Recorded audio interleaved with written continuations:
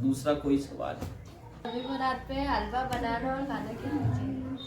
शबे बारात पर हलवा बनाना और खाना क्यों नहीं चाहिए? क्यों नहीं चाहिए?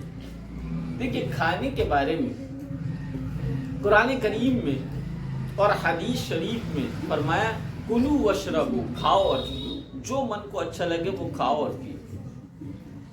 लेकिन इस सिलसिले में आजाद नहीं छोड़ा, बल्कि उसकी हद बंदी कर दी, क्या खाना है क्या नहीं खाना है, क्या खाना है क्या नहीं खाना।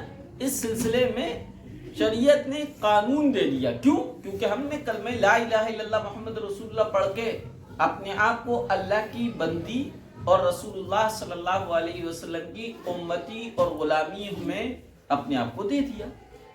तो जो किसी का गुलाम होता है, जो किसी के अंडर में होता है, उसकी लाइफ जो है मन मौजी नहीं होती, उसकी लाइफ जो है मन मर्जी की नहीं होती, बल्कि वो जिसके अंडर में है उसके वो जो कानून है, उसके जो कायदे हैं, उस कायदे के मुताबिक होती है। तो हम लोगों की जिंदगी, मुसलमानों की, इस बाना कर एक निज़ाम और सिस्टम के तहत है, क्योंकि हम अल्लाह को अपना रब मानते हैं और रसूलुल्लाह सल्लल्लाहु अलैहि वसल्लम को अपना पैगंबर और आइडियल मानते हैं, नमूना मानते हैं। तो इस्लाम ने हमें कहा कि खाओ और पियो, खूब खाओ खूब पियो, लेकिन कौन सा खाना है कौन सा नहीं खाना है, इसके लिए जो है हद बंदी बता दी। फरमाया वो खाना जो हराम ना हो। हराम कौन सा है? जो शरीयत ने बताया। वो खाना नापाक और गंदा ना हो, सेहत को मुज़िर और नुकसानदेह ना हो। अब यकीनन हलवा ना तो सेहत के लिए मुज़िर और नुकसानदेह बल्कि फ़ायदेमंद है, और ना ही उसमें नशे की कोई चीज़ है। अब आई ये कि ये हराम है, और ये इसलिए है कि हलवा जहाँ भी बनाया जाता है और खाया और खिलाया जाता है, वहाँ पर सब लोगों का मंशा ये होता है कि अगर हमने शबे बारात का हलवा नहीं बनाया और दूसरों को नहीं खिलाया तो परेशानियां, मुसीबतें, बीमारियां, आफतें हमारे घरों को घेर लेंगी। शबे बारात का हलवा इस नियत से बनाया जाता है। बाज़ लोग कहते हैं शबे बारात का हलवा बनाकर फातिहा देना, इस अमल से जिंदगी जो है सुकून में आ जाती है और कोई मुसीबत और परेशानियां और हालात नहीं आते। तो उसके लिए हमने कहा था कि नफ़ा और नुकसान देने वाली ज़ात अल्लाह की है, कोई अमल बिज़ात मौसर नहीं है। दूसरा, इसके साथ वो मामला किया जो शरीयत में मुनासिब नहीं।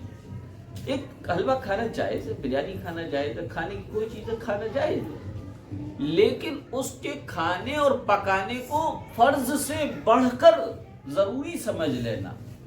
जो खाना हलवा बनाते और खाते और खिलाते हैं, वो उनकी जिंदगियों में शरीयत के और अहकाम जो कि बहुत ज़रूरी हैं, जैसे कि नमाज, हलाल कमाना, हलाल खाना, रोज़ा, ज़कात, वो सब नहीं है। लेकिन हलवा जो कि मबाह और जायज़ था, उसको ज़रूरी और लाजमी करार दे दिया। समझ में आ गया? और फिर इसके पीछे एक कहानी गढ़ी, हलवे को जायज़ बनाने के लिए एक कहानी गढ़ी और कहा कि दरअसल अल्लाह के रसूल सल्लल्लाहु अलैहि वसल्लम के ये दो दांत सनायुलिया, ये जो है जख्मी हो गए, टूट गए, शहीद हो गए। कौन सी जंग में? जंगे ओहद में, जंगे ओहद में।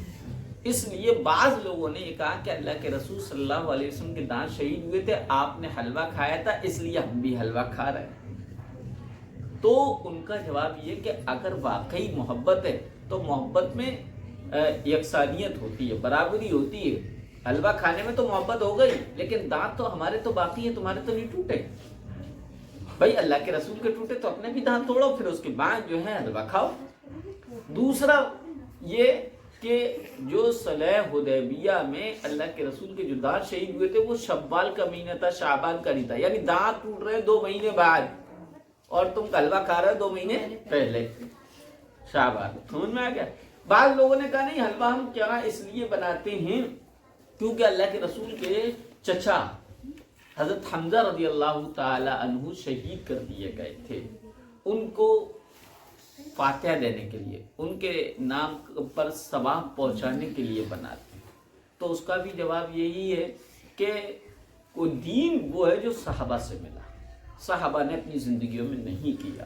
اور دوسرا جواب یہ ہے کہ حضرت حمزہ کی بھی شہادت کب ہوئی ہے؟ غزوہ احد میں ہوئی ہے، اور غزوہ احد کون سے مہینے ہوا؟ شوال میں ہوا، جو عید کا مہینہ۔ تو پتہ چلا کہ ابھی شہید ہوئے نہیں ہیں، 2 مہینے پہلے ہی تم نے حلوے کھانے شروع کر دیے۔